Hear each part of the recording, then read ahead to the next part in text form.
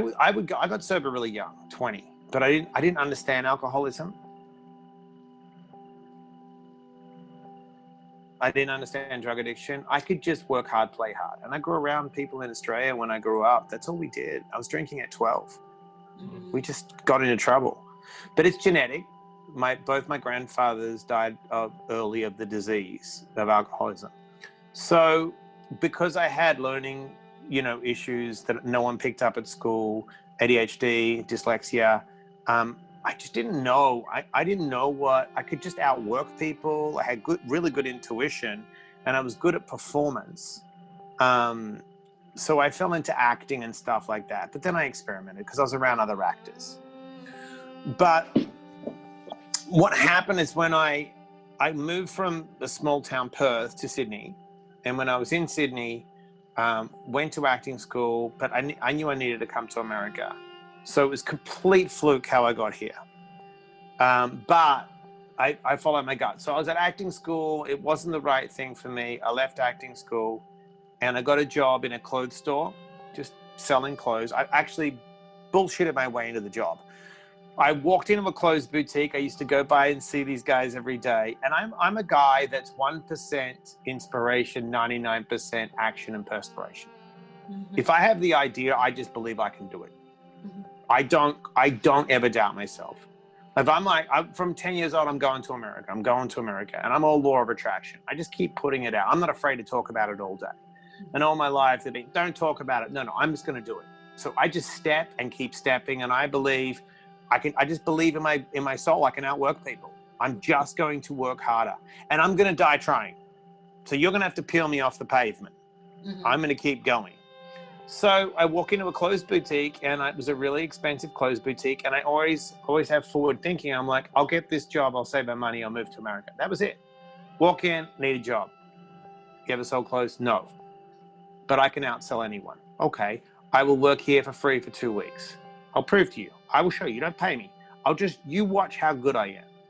Guy called me out. He's like, well, how about this? Next person that walks in, if you can sell them clothes, I'll give you a job. I said, let's do it. I said, but do me one favor. Don't get in my way. He's like, okay. So a lady walked in. I didn't know anything in there, but I'm always about me and I always connect. So I gave her some space. And I said, look, I thought, well, it's a menswear's boutique. She's a woman.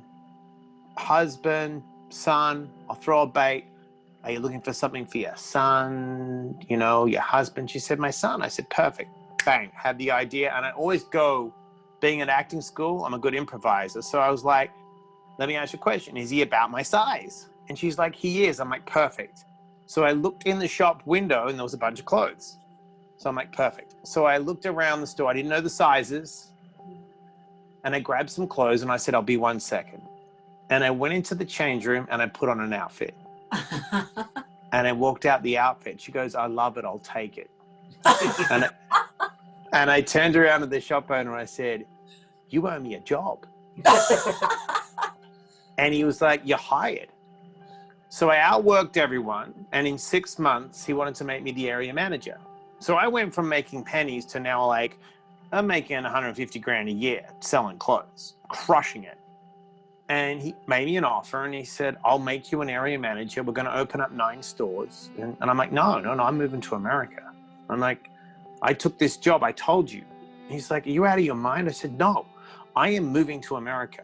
I'm moving to America. I'm not going to be in Australia. 3 days later, this lady comes in the store. I do my same song and dance, sell her a bunch of clothes for her husband.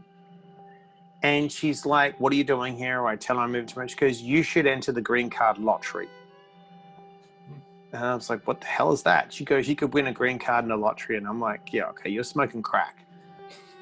Next day, I don't pay attention. I was with my workmate. We smoke a little weed. We're cleaning the front of the store before it opens. It's an open air mall and I see the lady.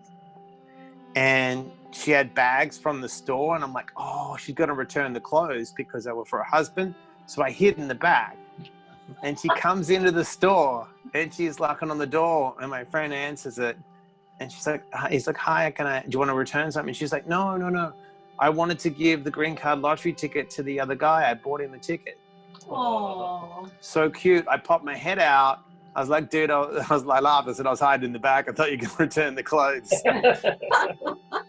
She gives me the ticket. I send it in.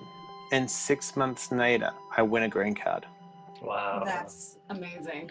But here's the kicker of the story. I used to go back and see Dean, the shop manager. And I went back and saw him. And one day I just said, dude, you need to go see the doctor. He's like, why? And I said, you look off. He's like, I'm fine. I said, nope, go see a doctor. He's like, I'm going to be fine. I said, all you do is work. You never take, he goes, I'm going to take a vacation once I retire, 3 weeks later, dead of cancer. He died at 50. Oh my gosh. Never left the store, full of fear, and stayed. And I'm not saying he can't work, but he was locked. And I took the risk and moved to America with nothing, which led me into opening bars and restaurants. And I opened a bar with the late Scott Weiland from Stone Temple Pilots and Velvet Revolver. Mm-hmm. So we owned a bar together in New York. I was using massively, and so was he. And we were shooting all these shows. We had a show for VH1, and I helped cast Miami Ink back in the day and all these shows, which got me into the tattoo kind of world. And it was a really, really weird thing. There was these sober dudes that used to come in and see the bands. They're about my 15 years sober. And one day I was with Scott partying, it's the truth. And I looked at him and his wife was like, I'm done. She called him. And I looked at his life and he's like, I do whatever I want. And I just took a moment, just stepped back. And I said, all these people that I looked up to, I'm from Perth, a small town, I'm around these rock stars, they're all blown, they're spiritually bankrupt. I think maybe I should give this sobriety thing a chance. I did it young, but I didn't commit to it.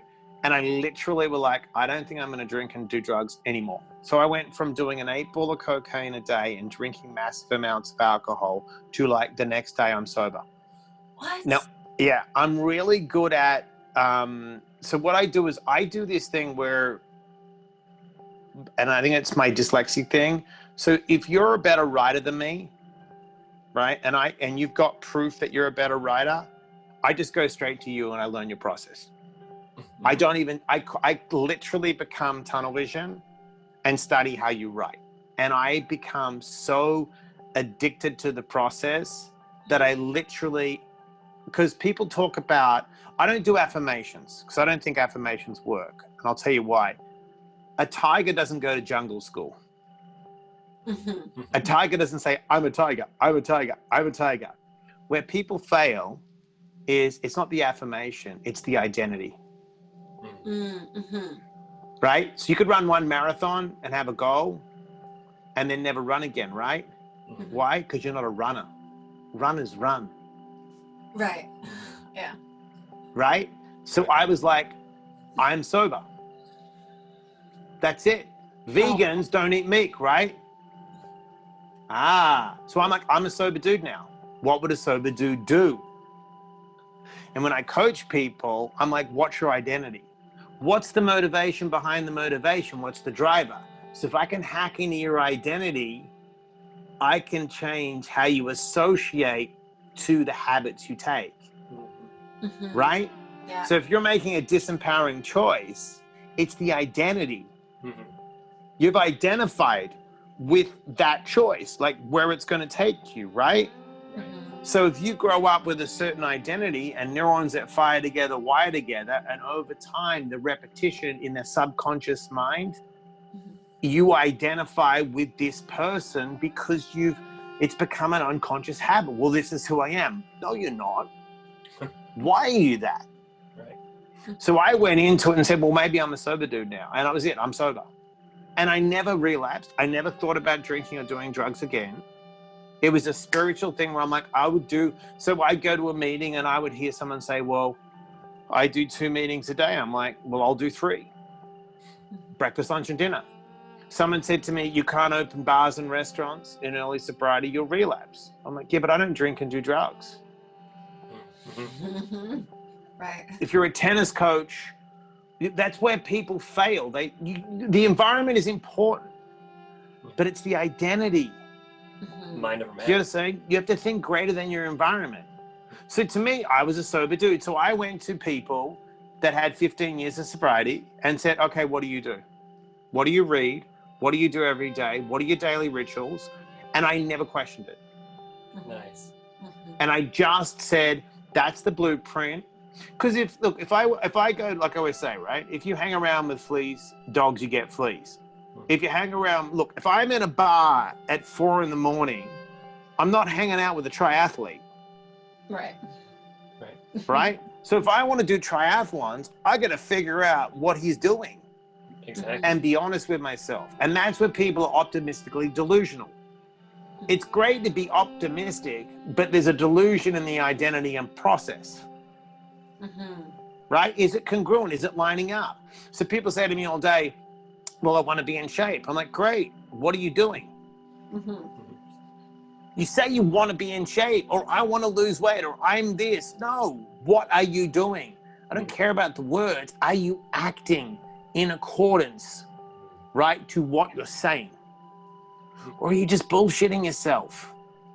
So when people say you'd relapse, I'm like, no. They're like, you can't. I'm like, no, you can't. I can. My identity is I don't drink and do drugs anymore. End of story. Yeah, but. No, there's no buts. I don't do drugs and I don't drink. There's no second guessing that. That was a chapter. I'm writing new chapters. And I never questioned it. And then when I fell into interventions, it was fluky because I knew all these celebrities, right? And someone called me one day and I had a choice. I was doing stand-up comedy and a bunch of stuff and shooting shows.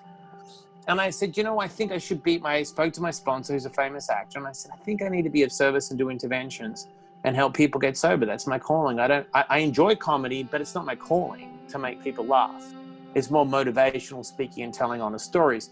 And he said, fine. He made one call to this really famous person that was an interventionist. And the guy said, do you want to do this? He said, yeah. And he said, can you go anywhere at any time? And will you go to a crack house? Will you do whatever it takes to intervene to save someone's life? I said, yeah. He said, are you sure? I'm like, yeah, I have no problems. I'll go anywhere. I told my wife, I said, I'm going to take on this career. It was like 8 years ago. I said, I'm just going to have to, if they call me to go somewhere, I'm going to go. She goes, okay. Didn't have a kid. She's like, all right. And the first job was literally going to a crack house, gave me an address on a cell phone, location, find the guy, talk him into going to rehab. Okay. And I just would sit with people for days, one change of clothes, 4 or 5 days, and talk them into rehab. And it just became my own little system. And then I went on and studied more about human behavior, rapport, you know, subtle ways of mirroring and matching someone's modalities through NLP training. And I just now I've become the guy that if someone's making a disempowering choice, I did it all myself. I worked for a couple of companies and then I was like, you know, I can do it myself. And I get all referrals now and I just literally go anywhere at any time. I'm a little different now because I have a baby and the wife, but there was a time where I was transporting sometimes 2 or 3 people a week. Wow. Oh my gosh. I mean, that's powerful. That's really cool. And just go anywhere and just make a call. How's this? As soon as the pandemic hit, I lost 200 speaking gigs. I wrote a program for the high schools, a drug and alcohol awareness program called Impacted Youth with this another guy. We did an anti-vaping thing. Lost all of it. We got greenlit. We lost it all. I lost a massive contract with a big wealth management company called Acts Equitable. I was teaching the employees emotional intelligence, how to manage their state in stressful environments, teaching them breath work and motivation. Lost that contract in New York. It was like $5,000 an hour. Lost all that, right? So my intervention business went out the window because people lost their insurance, couldn't go to rehab.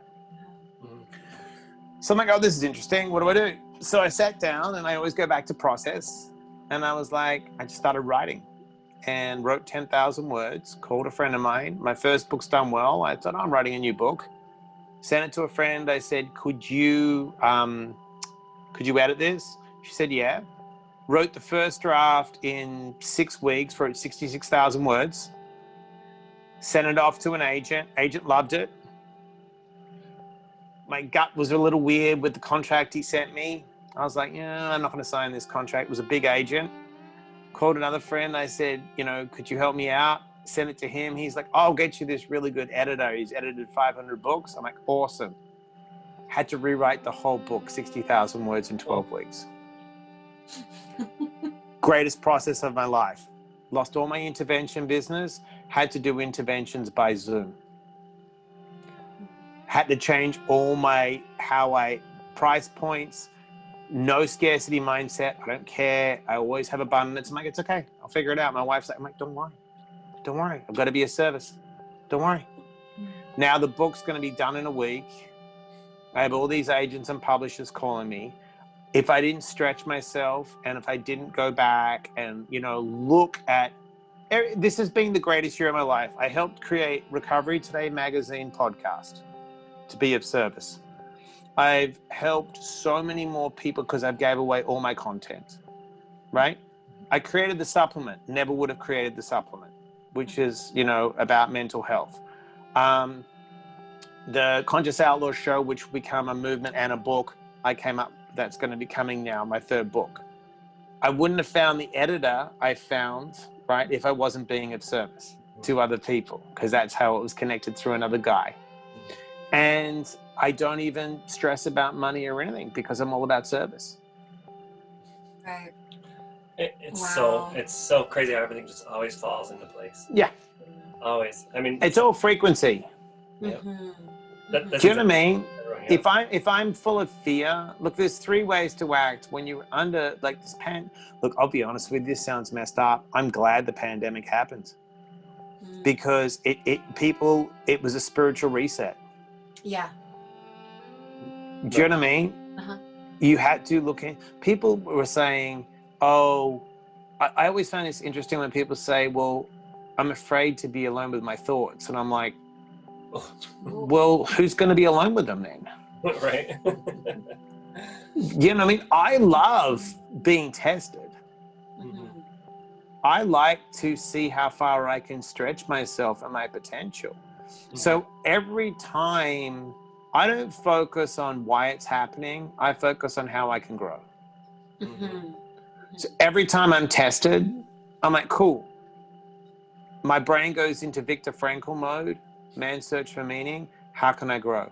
You know what I mean? And I always say there's indirect and direct mentors. So if I go to you, you edit, you teach me, that's a direct mentor.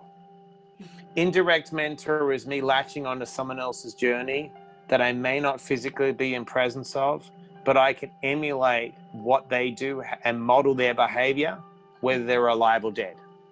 So I get a lot of indirect mentors and I make sure information in, information out. Do you know what I mean? If I read something, like 4 years ago, I read all the top CEOs and entrepreneurs and just interventionists, the top of the top, the 1%, read a book a week. Okay, I'm a slow reader. What's my strategy? So I grab a page in a book. I figure out how many pages, how many words, generally in an average book is about 60,000 words. I calculate, I read around 200 words a minute, right? So I take the 200 words a minute over 60 minutes. I go, okay, that's how many words I can read in an hour. So if I times that by 5, I can read a book a week. Now, I turn my car into a library. So I do audiobook and I do reading book. So if I can discipline myself to read an hour a day, and then when I'm driving and commuting, it could be an hour, 2 hours, I can get 2 books a week. Right? So then if I'm information, what I'm putting in, I'm only going to have a stored amount of information in my head. Right? Which is good. So if I'm coaching someone, I've always got information. If I'm I stick by 3 things. How can I inspire? How can I educate? How can I motivate? And if I can do that, I can teach people to live to their potential, love themselves, and then they matter. Yeah. And if I just do that every day, my life, nothing can mess with me now. I don't care about money. I was telling earlier, I did a panel with some guys, and they were talking about how they sold their companies for $300 million. I was like, that's so awesome. And I stood up in front of the kids and I pulled a little bit of my pants down. I said, I'm wearing a diaper because I crapped my pants last night. I'm like, if we die tomorrow, we're in the same box. Right. Their 300 million doesn't mean anything. Right. If the cause is right, the effect is money. Right. Yes. We live by that. Yes. Right? Absolutely. Money, what do people say? Time, money, resource. I never have enough time. No, you do. You're not looking at your 24 hours and where you're spending your time. Right? Money. I never need to start with money. If I can bring you value, you'll pay me for the service. It's not about me, it's about you. How can I serve you best? Right? Then you pay me, right? Resources. Be resourceful. I wrote my whole book on my phone. I put a Word document in my phone and on my iPad because I read an article, my friend was like, he's got 3 books out. He's like, it was so difficult because I couldn't get away to the mountains and write. I'm like, get away to the mountains. I'm getting up at 3 a.m. so my baby I can beat my baby up, and I'm writing because you just write. Right. Do you know what I mean? Like, get away to the mountains. What if you never have the opportunity to get away from the mountains? You can't write. Right. Well, Exactly. yeah. To your point, you know, Sure. I hate it when I say I used to. Like, I used to be a writer. Like, I'm like, I always try to take that out. I'm like, just do it. Like, I used to run. I used to, when you hear someone say that, like, well, why don't you? To your point, like, right. Well, I always say to people, like, someone said to me the other day, they were mouthing off about something, and I've always been in shape because I train every day. You know, and this guy goes, yeah, I was really good in high school. I'm like, you're 45, dude. Everyone was good in high school. Right. What have you done since then? Like, I can compete with a high school kid now in my 40s. What are you talking about? Right. That's like being the toughest guy at the barbecue. Right. That's not a professional athlete. Do you know what I mean? It's like I deal with Navy SEALs, like legit Navy SEALs, and I work on meditation with them, and I train with them, and they're legit Navy SEALs. And I make sure I keep them on their toes. Like, I challenge them, like, we'll do push-ups or pull-ups, and I'll like 300 pull-ups in a minute. Yeah, 300 pull-ups, sorry, in 30 minutes. 10 a minute. Sorry, 300 pull-ups in a minute. 300 pull-ups in 30 minutes. And they're Navy SEALs. They're like, 300 pull-ups in 30 minutes is really intense. I'm like, yeah, but you're a Navy SEAL, right? And they're like, yeah, but if I'm not training every day, I'm like, so were you a Navy SEAL or are you a Navy SEAL? Touche. Right? Because it's like you say, like, we can do, it's what, look, they always say, yesterday's food doesn't keep us full today. Right? Yes. If you sweep the floor once, what happens? You get a dirty floor. Right. Especially with kids. Yes. Right. It's the consistent, persistent pursuit every moment of the day, aligned with your truth and purpose and forward motivation in the moment. Because yesterday's done. And I always tell people, get amnesia. De-weed. Oh. You can't flourish if you don't de-weed. Yeah. Right? Right. We're a new person every day, even. Like. And the cells, it's been proven, the whole cellular body can rejuvenate the whole body in 7 years. Right? The whole body is a completely different body in 7 years. It's been proven. If you look up Bruce Lipton, Joe Dispenza talks about it. So I can really be de-weeding. And this is what, it's a basic principle. When I get an addict, I'm like, let's do this. They're like, what? I said, let's go to a plant store and let's buy different, every plant or every seed is going to be a different part of your life. So if cucumber is going to be spirituality, that's cucumber. And everything, the way you water those seeds is the same as your life, right? They're like, okay. I go, so if you look at the garden and something isn't growing correctly, Did you do any work? No. How does it grow then? Right. Mm-hmm. Mm-hmm. Mm-hmm. Yes. Right? And that's where people get it skewed. Mm-hmm. Like they're like, yeah, but this, no, it's really simple. Calories in, calories out. Oh, the keto, no. Calories in, calories out. Mm-hmm. You've got to burn more than you consume. Mm-hmm. End of story. Right. Right. It sounds so simple when you say it, Mike. For heaven's sake. But it's so true. There's no quick fix, right? Yeah. So I said to someone the other day, they're like, how do you stay in such shape? I said, I weigh my food. They're like, what? I go, yeah, I weigh everything. I time everything. I weigh everything. Everything I do is precise. They're like, why? And I'm like, because that's how I think, feel, and move. And it's like I learned years ago, and the mistakes I made when my first acting coach said, everything you do in life is a reflection on the stage. I was like, yeah, whatever. I can wing it. No, you can't. Mm-hmm. Life isn't a rehearsal. Mm-hmm. There's one shot. Mm-hmm. You know what I mean? And I don't get ready. I'm always prepared. Right. Mm-hmm. Yeah. Nice. Right? Yeah. There's no such thing as getting ready. Mm-hmm. I do. And then someone says, you don't take a day off. I'm like, yeah, nor does my addiction. Uh-huh.